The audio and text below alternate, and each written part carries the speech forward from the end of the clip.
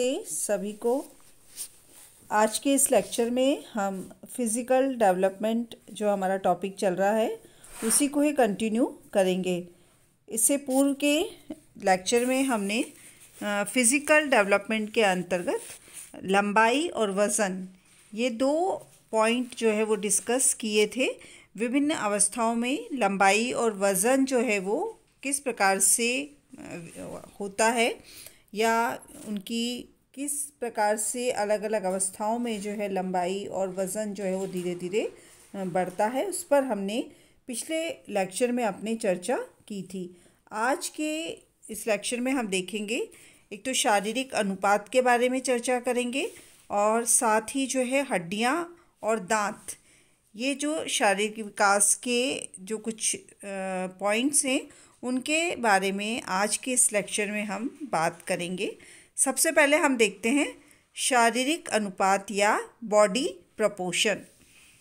एक वयस्क व्यक्ति जो होता है उसके जन्म के समय से तुलना करते हैं तो हम देखते हैं कि उसका सिर जो है जन्म के समय से 2 गुना, धड़ 3 गुना, बाहें 4 गुना एवं पैर जो होते हैं वो 5 गुना जो है वो बड़े होते हैं।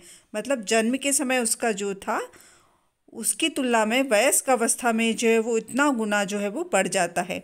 इसी प्रकार पेशियाँ, अस्थियाँ एवं फेफड़े लगभग जो है वो 20 गुना जो है वो बड़े होते हैं, जबकि आँखें, मस्तिष्क एवं कुछ दूसरे अंगों का विकास जो है वो बहुत ही कम होता है, क्योंकि ये जो अंग होते हैं इनका विकास जन्म के समय ही अधिक हो जाता है। इसके साथ ही हम चर्चा करते हैं कि शारीरिक अनुपात के अंतर्गत कौन कौन से अंगों का अनुपात जो है वो हम देखते हैं। तो उसमें बताया गया, एक तो सिर का अनुपात, चेहरे का अनुपात, धड़ का अनुपात, हाथ एवं पैर का अनुपात। ये 4 जो प्रोपोर्शंस हैं उनके बारे में हम शारीरिक विकास के अंतर्गत बात करते हैं। सबसे पहले हम देखते हैं सिर का अनुपात या प्रोपोर्शन ऑफ द हेड। नवजात शिशु का जो शारीरिक अनुपात वयस्क जो है उनसे बिल्कुल ही भिन्न होता है। जो नवजात शिशु होता है उसका सिर अन्य अंगों की अपेक्षा अधिक बड़ा होता है तथा जो सिर और शरीर का जो अनुपात होता है वो 1:4 होता है। वयस्कों में यह अनुपात लगभग 1:8 होता है। इसी प्रकार यदि हम बात करें नवजात शिशु में चेहरे एवं मस्तिष्क का अनुपात जो होता है वो 8:1 होता है, जबकि वयस्क जो होते हैं उनमें यही अनुपात जो है 2:1 होता है। ये जो होते हैं हम देख रहे हैं कि अलग अलग जो अंग हैं वो अलग अलग अवस्थाओं में उनमें अलग अलग प्रकार से विकसित होते हैं और परिपक्वता आती है। जो जन्म के समय एक नवजात शिशु के संपूर्ण शरीर के क्षेत्रफल की अपेक्षा सिर का क्षेत्रफल जो होता है वो 21% होता है, जबकि 5 वर्ष की अवस्था में यह केवल 13% ही रह जाता है और 12 वर्ष की अवस्था में 10% तथा 18 वर्ष की अवस्था में केवल 8% ही रह जाता है। उपरोक्त इससे जो है वो हमें दिखाई देता है कि पूर्व बाल्यावस्था से लेकर किशोरावस्था तक सिर का जो अनुपातिक विकास जो है वो शरीर के अन्य अंगों की तुलना में धीमी गति से होता है और आयु बढ़ने के साथ साथ सिर की अपेक्षा शरीर का क्षेत्रफल जो है वो अधिक बढ़ता जाता है। इसी तरह से हम बात करें कि जो नवजात शिशु है उसकी सिर की गोलाई जो है वो अधिक होती है तथा चेहरे की गोलाई जो है वो उससे कम होती है। इसके बाद हम देखते हैं चेहरे का अनुपात। शारीरिक विकास जो है वो हमेशा ऊपर से नीचे के क्रम में होता है। जो हमने विकास के नियम के अंतर्गत भी इसको पढ़ा था। तो सिर के विकास के बाद चेहरे के अनुपात में जो है वो विकास होता है। शिशु का सिर का आकार बड़ा एवं चेहरा जो होता है वो छोटा दिखता है, क्योंकि इस समय जो है उसके दांत नहीं होते हैं, परंतु 5 से 6 वर्ष की अवस्था में चेहरा अधिक बड़ा दिखाई देता है। इसका मुख्य कारण अस्थायी दांतों का निकलना होता है। बालक में अस्थायी दांत के बाद जो है वो स्थायी दांत निकलने के कारण भी जो हम देखते हैं कि चेहरे के अनुपात में परिवर्तन जो है वो दिखाई देता है। और जो चेहरे का अनुपात है उसके अंतर्गत हम मुख्य रूप से दो अनुपात देखते हैं। एक तो नाक नोज़ के बारे में और दूसरा आई आँख जो है। तो शिशु नाक की हम बात करें तो शिशु के चेहरे के आकार एवं नाक जो होते हैं उसमें भी अनुपातिक रूप में जो है वो परिवर्तन होते हैं। जो चेहरे पर नाक ही जो है वो ऐसा पहला अंग है जो सबसे पहले विकसित होता है।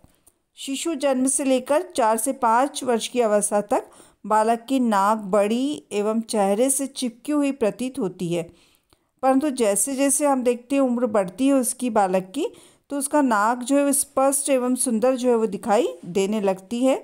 साथ ही चेहरे का आकार बढ़ने से नाक का अनुपात जो है वो चेहरे की अपेक्षा कम जो है वो होता चला जाता है। धीरे धीरे जो है वो कम अनुपात हो जाता है। और 5 से 10 वर्ष की अवस्था तक नाक का विकास जो है वो तीव्र गति से होता है। नाक में जो परिपक्वता है वो जल्दी आती है और 14 वर्ष की अवस्था तक नाक जो है वो पूर्ण रूप से परिपक्व हो जाती है। इसके बाद हम देखते हैं आँख की जो है। नवजात शिशु की आँखें जो है आकार में पूर्ण परिपक्व दिखाई देती हैं, मगर इनकी गतियाँ जो है वो नियंत्रित नहीं होती हैं। दृष्टि का केंद्रीकरण जो है जन्म के बाद 6 से 8 सप्ताह बाद होता है और 5 वर्ष की आयु तक जो नेत्र गोलक होते हैं, आई बॉल जो होते हैं, पूर्ण रूप से जो है विकसित हो जाता है। वयस्क अवस्था तक बालकों के चेहरे की परिपक्वता में वयस्कों की अपेक्षा केवल 5% की कमी जो है वो रह जाती है, परंतु किशोरावस्था को प्राप्त करते करते अधिकांश किशोर जो है उनका चेहरा पूर्ण रूप से विकसित हो जाता है। ये हमने चेहरे का अनुपात देखा जिसमें हमने नाक का अनुपात और आँख इन दोनों के विकास के बारे में बात की। अब हम देखते हैं धड़ का अनुपात, प्रोपोर्शंस ऑफ द ट्रंक। चेहरे के बाद जो है वो धड़ एवं कंधों का विकास जो है वो होता है। जन्म के समय नवजात शिशु की गर्दन नहीं के बराबर होती है और ऐसा प्रतीत होता है कि सिर जो है वो धड़ से सीधा जुड़ा हुआ है, परंतु जैसे जैसे उम्र बढ़ती है गर्दन सिर और धड़ के बीच जो है वो स्पष्ट अंतर दिखाई देने लगता है। 5 वर्ष की आयु के बालकों में गर्दन पतली एवं लंबी जो है वो दिखाई देती है। 6 वर्ष की अवस्था तक बालक का धड़ जो है जन्म के समय से दुगना हो जाता है तथा परिपक्व अवस्था तक धड़ जो है वो जन्म की अपेक्षा 3 गुना हो जाता है। नवजात शिशु की छाती का जो आकार है वो भी गोल होता है, परंतु 4-5 वर्ष की अवस्था में पतला एवं चपटा हो जाता है। छाती आगे की ओर थोड़ा उभार लिए हुए होती है। इसी तरह से हम देखते कि अध्ययन हुए हैं उनमें जो दिखा स्पष्ट होता है कि लड़कियों के कूलों का विकास भी लड़कों की अपेक्षा जो है वो तीव्र गति से होता है। और जो अध्ययन हुए उनमें लड़कों में परिपक्वता जो है आती है उसमें उनके नितंब एवं कंधे का आकार जो है वो बड़ा होता है तथा जिनकी परिपक्वता देर से आती है उनके नितंब एवं कंधे जो है वो छोटे रह जाते हैं। इस प्रकार से हमने देखा कि धड़ का जो है अनुपात किस प्रकार से विकसित होता है। इसी प्रकार इसमें लास्ट अब देखते हैं हाथ एवं पैरों का अनुपात, proportions of heads and legs. शरीर के सभी अंगों के अनुपातिक विकास में हाथों एवं पैरों का विकास जो है वो सबसे बाद में होता है।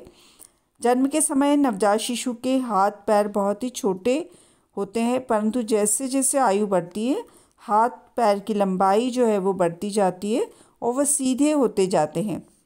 2 वर्ष की अवस्था तक हाथों की लंबाई जो है उसमें तेज़ी से वृद्धि होती है और यह जन्म के समय की लंबाई से 60 से 70% तक अधिक लंबे हो जाते हैं। बाल्यावस्था में हाथ पतले होते हैं। 8 वर्ष की अवस्था तक हाथों की लंबाई बढ़कर जन्म की लंबाई का 1.5 गुना हो जाती है।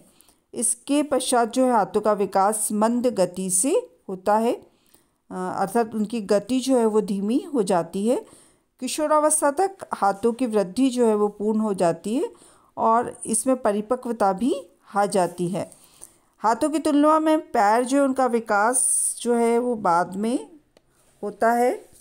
जो हम बात करें कि इनकी जन्म के समय जो शिशु के पैर जो है वो छोटे एवं मुड़े होते हैं और 2 वर्ष की अवस्था तक पैरों का विकास जो है वो जन्म की अपेक्षा 40% तक अधिक विकसित हो जाता है और 8 वर्ष की अवस्था तक पैरों का विकास जन्म की अपेक्षा 50% तक हो जाता है। इसी प्रकार से किशोरावस्था तक पैर जो है जन्म की अपेक्षा 4 गुना लंबे हो जाते हैं और परिपक्व अवस्था तक पैरों की लंबाई जो है वो जन्म की अपेक्षा 5 गुना जो है अधिक लंबे हो जाते हैं। तो इस प्रकार से हमने देखा कि शारीरिक अनुपात के अंतर्गत कि जब बच्चा छोटा रहता है तो उसका सिर और चेहरा जो है वो अनुपातिक रूप से जो है वो बड़ा होता है और धीरे धीरे जो है वो अनुपात जो है वो जब जैसे जैसे किशोरावस्था में बालक आता है ये जो अनुपात है उसमें परिवर्तन आता जाता है। इसके बाद हम अब बात करते हैं हड्डियों के बारे में और दांत के बारे में। तो सबसे पहले हम देखते हैं बोन्स या हड्डियाँ। हड्डियों के विकास के अंतर्गत हड्डियों के आकार में वृद्धि, हड्डियों की संख्या में परिवर्तन एवं हड्डियों के संगठन में परिवर्तन जो है वो शामिल हैं। सामान्यतः हम बात करें कि हड्डियों के विकास में वही प्रवृत्ति लागू होती है जो बालकों की लंबाई एवं आकार में लागू होती है।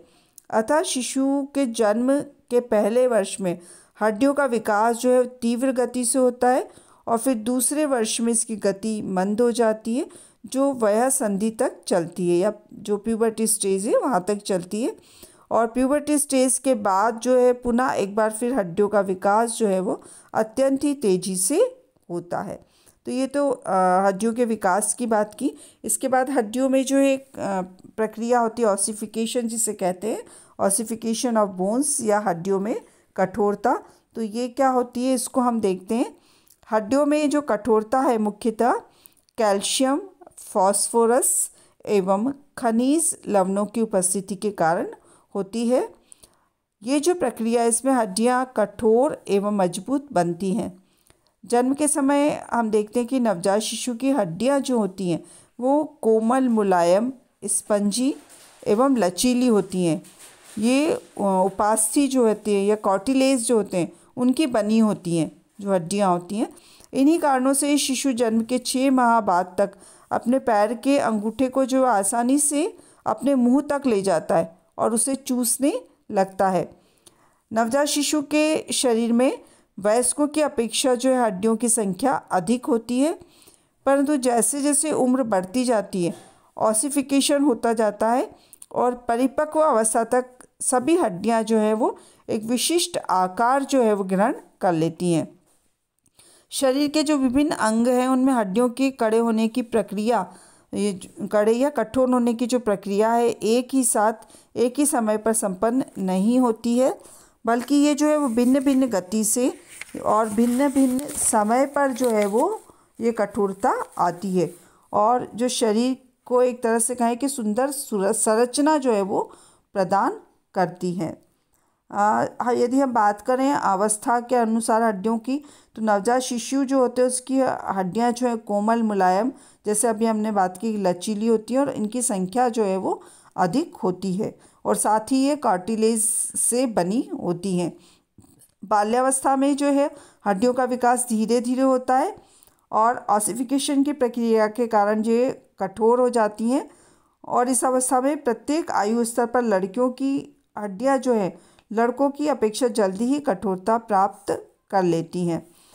इसी तरह से हम किशोरावस्था की बात करते हैं तो किशोरावस्था में यौन हार्मोन के स्रवण के कारण जो है हड्डियों में कठोरता आती है और किशोरावस्था के अंत तक शरीर की सभी हड्डियों का जो विकास है लगभग पूर्ण हो जाता है और शरीर की अनेक हड्डियां जो हैं परस्पर रूप से जो है वो जुड़ जाती हैं और इनकी संख्या जो है वयस्क अवस्था तक आते आते हड्डियों की संख्या जो है वो लगभग 206 हो जाती हैं।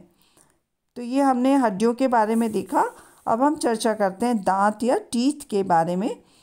जन्म के समय शिशु के जो मुंह में दांत जो है वो नहीं दिखाई देते हैं, परंतु इनके निर्माण की प्रक्रिया जो है वो गर्भावस्था के तीसरे चौथे माह से ही प्रारंभ हो जाती हैं। जब गर्भकालीन शिशु के जबड़ों का निर्माण जो है वो प्रारंभ हो जाता है। दांतों के निर्माण व विकास की प्रक्रिया जो है 21 से 25 वर्ष तक की अवस्था तक चलती रहती है, जब तक कि वो जो हम कहते हैं विजडम टीथ जो है, अकल दाढ़ जिसे कहते हैं, ना आ जाए। प्रत्येक बालक के जीवन में दांत जो है वो 2 बार निकलते हैं। पहली बार जो दांत निकलते हैं वो अस्थायी प्रकार के होते हैं, जिन्हें कि हम दूध के दांत भी कहते हैं। और दूध के दांत जब टूटते हैं तो उसके बाद जो है वो परमानेंट टीथ या स्थायी दांत जो है वो आते हैं। सबसे पहले हम देखते हैं अस्थायी दांत के बारे में, या टेम्परेरी जो टीथ हैं। तो अस्थायी दांत जो है जन्म के 6 से 8 माह बाद निकलना जो है वो प्रारंभ होते हैं तथा अधिकांश बालकों में 2.5 से 3 वर्ष की अवस्था तक जो है वो 20 तक जो है अस्थायी दांत निकल आते हैं। ये आकार में छोटे एवं कम मजबूत जो है वो होते हैं, परंतु दांतों का निकलना जो है बालकों के स्वास्थ्य, पोषण, वंशानुक्रम, लिंग आदि जो कारक हैं उन पर निर्भर करता है। कुछ बालक जो है उनमें दांत जन्म के बाद 5वें माह जो है उससे ही निकलना प्रारंभ हो जाते हैं, जबकि कुछ बालकों में 10 से 11वें महीने में भी ये निकलते हैं। उतनी देर से दांतों का निकलने का मुख्य कारण बालकों के शरीर में कैल्शियम एवं फास्फोरस की कमी होना है। इसी प्रकार से कमज़ोर जो बालक है उनमें भी दांत जो हैं वो देर से निकलते हैं। अस्थायी दांत निकलते समय बालकों को जो है अत्यधिक कष्ट एवं पीड़ा होती है। कुछ बालकों को देखा जाता है दस्त वो शुरू हो जाते हैं। कुछ बच्चे जो है वो बुखार से भी पीड़ित हो जाते हैं। कुछ बच्चों को कान में दर्द की शिकायत रहती है और इस कारण बच्चा जो है वो बीमार भी हो जाता है। और अस्वस्थता के कारण जो है बालक में रोने, चिल्लाने, चिड़चिड़े होने जैसी समस्या जो है इस अवस्था में दिखाई देती है, क्योंकि बच्चों के जो मसूड़े जो है वो फूल जाते हैं इस दांत निकलने की प्रक्रिया में। इसमें जो इन दांतों का जो निकलने का क्रम भी जो है वो होता है। जैसे सबसे पहले निचले जबड़े के जो मसूड़ों के सामने की ओर के जो दांत होते हैं, इंसिजर्स कहते हैं इनको, वो निकलते हैं। परंतु कुछ बालकों में सबसे पहले ऊपरी जबड़े के मसूड़ों के सामने और के जो दांत है वो निकल आते हैं। इसी तरह से 8 से 9 माह की उम्र में बालकों के ऊपरी जबड़े के मसूड़े के 2 दांत निकलते हैं, फिर निचले जबड़ों में 2 दांत निकलते हैं। इस प्रकार से अलग अलग से दांत निकलने का क्रम जो है वो होता है और दूसरे वर्ष के अंत तक लगभग जो है वो 20 दांत निकल आते हैं। और परंतु अधिकांश बालकों में जो 3 वर्ष की अवस्था तक अस्थायी दांत जो है वो निकलते रहते हैं। लड़कियां जो है उनके दांत लड़कों की अपेक्षा जल्दी निकलते हैं। ये तो हुई अस्थायी दांत के बारे में बात। इसी तरह से हम देखते हैं कि जो परमानेंट टीथ होते हैं या अस्थायी दांत होते हैं, तो सभी अस्थायी दांतों के निकलने के बाद ही स्थायी दांत निकलते हैं। इनके निकलने का क्रम भी वही रहता है जो अस्थायी दांतों का होता है। लगभग जो 6 वर्ष की अवस्था तक बालक के मुंह में 1 या 2 अस्थायी दांत निकल आते हैं, परंतु कई बार जो है अस्थायी दांत नहीं टूटते हैं। उससे पूर्व ही स्थायी दांत निकलना जो है वो प्रारंभ हो जाते हैं। लड़कियां जो होते हैं यहाँ पर भी लड़कों की अपेक्षा जो है उनके दांत जल्दी निकलते हैं और 10 वर्ष की अवस्था तक 14 से 16 दांत, 13 वर्ष तक 27 से 28 दांत तक जो है वो निकल आते हैं। अंतिम जो 4 दांत जिसे अक्ल या विजडम टीथ हम कहते हैं, वे 17 से 25 वर्ष की जो अवस्था तक है वहाँ तक निकलते हैं। 6 से 15 वर्ष की अवस्था में अक्सर बच्चों के दांत जो है वो कई बार सड़ने लगते हैं, जिसका मुख्य कारण दांतों की देखभाल एवं सफाई में कमी के कारण या दोषपूर्ण जो खान पान है, जैसे अत्यधिक शक्कर का सेवन या टॉफ़ी, चॉकलेट, मिठाई, इनके खाने के बाद और दांतों को सही प्रकार से साफ़ नहीं करने के कारण जो है वो दांत सड़ने लगते हैं। उनमें कई बार जो है वो दांतों में जो है वो कैविटी भी हो जाती है। आहार में कैल्शियम, फास्फोरस, विटामिन सी एवं डी की कमी से भी दांतों का जो है पूर्ण विकास जो है वो नहीं हो पाता। तो ये हमने बात की कि दांत जो है वो किस प्रकार देखते हैं। जो दांत हैं उनका जो है वो बालक के जीवन में जो है वो महत्व है, क्योंकि दांतों का ना सिर्फ शारीरिक महत्व बल्कि मनोवैज्ञानिक महत्व भी है। अस्थायी दांतों के निकलते समय बालकों को अत्यधिक जो हम देखते हैं कि कष्ट एवं पीड़ा होती है और बच्चे जो है उस समय चिड़चिड़े हो जाते हैं। इसी तरह से जब उनके अस्थायी दांत टूटने प्रारंभ हो जाते हैं और स्थायी दांत निकलने लगते हैं तो वह सोचता है कि उसका बचपन जो है वो अब समाप्त होता जा रहा है। कई बच्चे अपने अस्थायी दांत टूटने पर बड़े ही खुश होते हैं, उन्हें अपने दोस्तों के बीच दिखाकर भी बहुत वो खुशी जो है वो महसूस करते हैं। इसी तरह से कई बालक बालिकाओं के दांत जो है सुंदर क्रमबद्ध रूप से नहीं होते हैं, टेढ़े मेढ़े हो जाते हैं, अव्यवस्थित हो जाते हैं, बड़े एवं आगे की ओर निकल आते हैं। तो वे दूसरों के सामने सही प्रकार से या खिलखिलाकर हंसने में भी शर्म का अनुभव करते हैं। उन्हें जो है वो उन्हें लगता है कि उनकी शक्ल जो है वो अब सही नहीं दिख रही है। अतः ऐसे बालकों में कई बार व्यवहारात्मक एवं व्यक्तित्व संबंधी समस्याएं जो है उत्पन्न हो जाती हैं। वे जो है वो दोस्तों के बीच जो है वो जाने में उन्हें शर्म आती है और उसका प्रभाव जो है उनके व्यक्तित्व पर और उनके सामाजिकरण की प्रक्रिया पर भी दिखाई देता है। तो जो दांत जो है उनका ना सिर्फ शारीरिक रूप से बल्कि मनोवैज्ञानिक रूप से भी जो है दांतों के विकास का जो है बालक पर प्रभाव पड़ता है। तो आज के लेक्चर में हमने दो जो पॉइंट्स से हड्डी और दांत इनके बारे में चर्चा की, साथ ही हमने जो बॉडी प्रोपोर्शन है उसके बारे में बात की। तो शारीरिक विकास जो हम देख रहे हैं विभिन्न अवस्थाओं में, उसके अंतर्गत अभी तक हमने वज़न, लंबाई, शारीरिक अनुपात और साथ ही जो है वो हड्डियाँ और दांतों के विकास पर जो है वो चर्चा की। इसी शारीरिक विकास को अभी हम आगे के लेक्चर में भी कंटिन्यू करेंगे।